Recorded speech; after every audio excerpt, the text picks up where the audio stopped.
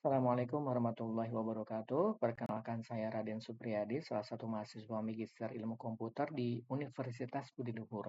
Pada kesempatan ini saya ingin berbagi, saya ingin mencoba mempraktekkan bagaimana penggunaan tools Orange, di mana saya sudah menyiapkan sebuah dataset. Dataset ini adalah data kelulusan sertifikasi pegawai atau pejabat dalam menjabat sebuah pejabat perbendaharaan di lingkungan satuan kerja kementerian lembaga. Nanti kita akan coba mempraktekkan penggunaan beberapa model untuk proses klasifikasi sekaligus melakukan test and score untuk melihat test score untuk beberapa aspek elemen penilaian sekaligus untuk model prediksi beberapa raw data testing atau data training yang kami siapkan. Baik, mungkin langsung ke Orange yang akan kita gunakan. Pertama, kami akan menjelaskan dataset terlebih dahulu. Kami sudah memiliki sebuah dataset yang terdiri dari 7.774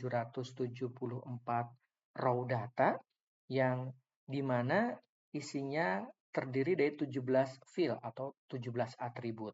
Beberapa atribut yaitu pertama TMT, semacam kependekan dari terhitung mulai tanggal yang merupakan tanggal dimulainya kerja seorang ASN. Ini kami skip karena tidak terlalu berpengaruh terhadap untuk proses klasifikasi.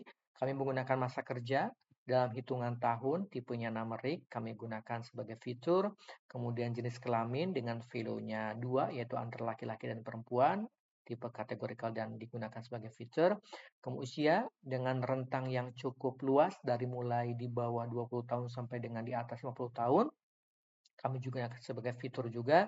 Ada golongan kategorikal digunakan sebagai fitur yang rentang dari 2A sampai dengan 4C yang merupakan gambaran golongan daripada ASN. Ada field nama jabatan yang kami skip dari mulai bendahara penerimaan sampai dengan pejabat penandatanganan SPM. Ini kami skip karena tidak terlalu berpengaruh. Kemudian ada status yang merupakan apakah orang yang melakukan sertifikasi ini belum menjabat atau sudah menjabat. Ini tipenya kategori dan sebagai fitur. Kemudian terakhir adalah pendidikan yang rentangnya, yang nilainya di antara SMP, SMA atau D1, D3, S1, dan S2.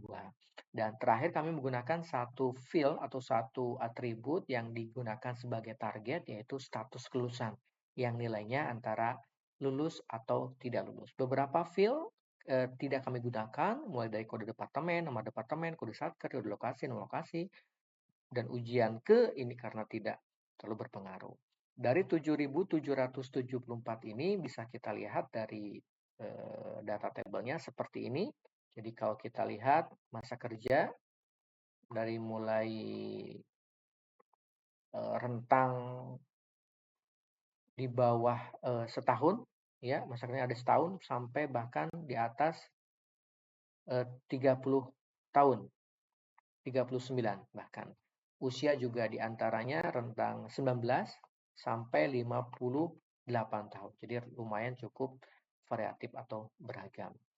Dari sini kita melakukan pre-proses, yaitu proses untuk menghilangkan missing value, menggantikan dengan random, dan ternyata memang bersih datanya. Kami menggunakan sampling, hanya diambil 90% sehingga didapatkan 6.997.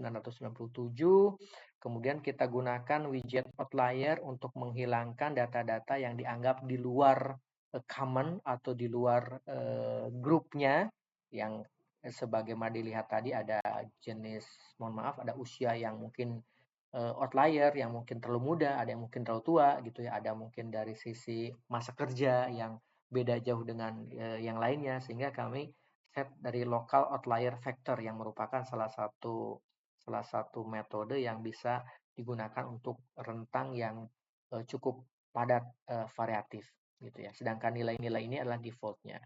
Setelah outlier ini didapatkanlah nilai sebesar atau raw sebanyak 6.685 data. Dari sini kita menggunakan 6 metode atau 6 model klasifikasi, mulai dari ID tree, naive Bayes, logistic regression, KNN, random forest, dan SVM. Nah, dari 6 model ini kita akan bisa lihat dari test score-nya. Nah, kita pertama dari AUC. AUC merupakan sebuah parameter penilaian untuk membedakan kelas. Jadi model mana yang kemampuan bisa membedakan kelas positif atau kelas negatif. Kita short, yang tertinggi adalah logistic regression, diikuti random forest dan ID3 masing-masing 0,93, 6, 933, 927. Kemudian ada classification akurasi, semacam kemampuan memprediksi yang benar dari total data. Jadi kok boleh dikatakan dua nilai ini adalah salah satu parameter yang bisa menjelaskan bahwa model ini bagus untuk melakukan prediksi. Pertama dipegang oleh Random Forest 91%, kemudian 90,8% ID3, dan terakhir 90,4% Logistic Regression. Sedangkan F1, sebelum F1 mungkin dari presisi ini rasio antara jumlah prediksi benar untuk kelas positif ini diperoleh oleh Random Forest 0,916, diikuti ID3, terakhir Logistic Regression. Recall-nya adalah untuk memprediksi benar untuk kelas, yang presisi rasio jumlah prediksi benar untuk kelas positif dengan total jumlah prediksi positif, sedangkan recall rasio antara jumlah prediksi benar untuk kelas positif dengan total jumlah yang sebenarnya. Nah, dari dua nilai ini sebetulnya yang bisa diambil adalah F1 score yang merupakan harmonisasi antara precision dan recall. Nah, dari sini maka yang paling tinggi adalah random forest, ID3 dan logistic regression. Sedangkan MCC ini sebagai boleh dikatakan model yang bisa mengukur seberapa baik memprediksi kelas positif dan negatif. Jadi kalau seandainya ada CE-nya memprediksi positif 91%, maka kalau seandainya datanya ada yang tidak lulus, maka boleh dikatakan MCC-nya adalah rendah, karena MCC boleh dikatakan untuk bisa membedakan antara kelas positif dengan negatif secara seimbang. Sehingga boleh dikatakan dari 6 penilaian ini yang kita bisa sebagai acuan adalah AUC, kemudian CA, dan terakhir F1 dan MCC dari 4 ini. Mana yang paling besar? Dan diperoleh tiga besar atau tiga tertinggi, yaitu logistic regression atau random forest dan IDT. Sedangkan untuk SVM rata-rata semuanya paling rendah gitu. Nah, dari model ini kita bisa lihat dari conversion matrix-nya seperti ini. Jadi SPM paling rendah 8961 untuk lulus dan tidak lulusnya. Yang paling tinggi itu diperoleh oleh Random Forest 88,3, 97,3, diikuti oleh paling tinggi Logistic Regression 87,3 dan 97,7, dan terakhir yang kedua Random Forest 97,3, dan terakhir ID3 96,6. Nah, kami juga punya data testing, dataset, di mana dataset ini kami punya 40 raw data dengan berbagai variatif data. Kita akan coba melakukan proses prediksi. Jika kita lihat dari sini ada masa kerja mulai dari 0 tahun, artinya baru hitungan bulan, sampai dengan 18 tahun, usia rentang dari 22 sampai dengan 48. Ya, kita akan lihat bagaimana hasil prediksinya. Maka hasil dari seperti ini bisa dilihat bahwa dari 6 model yang relatif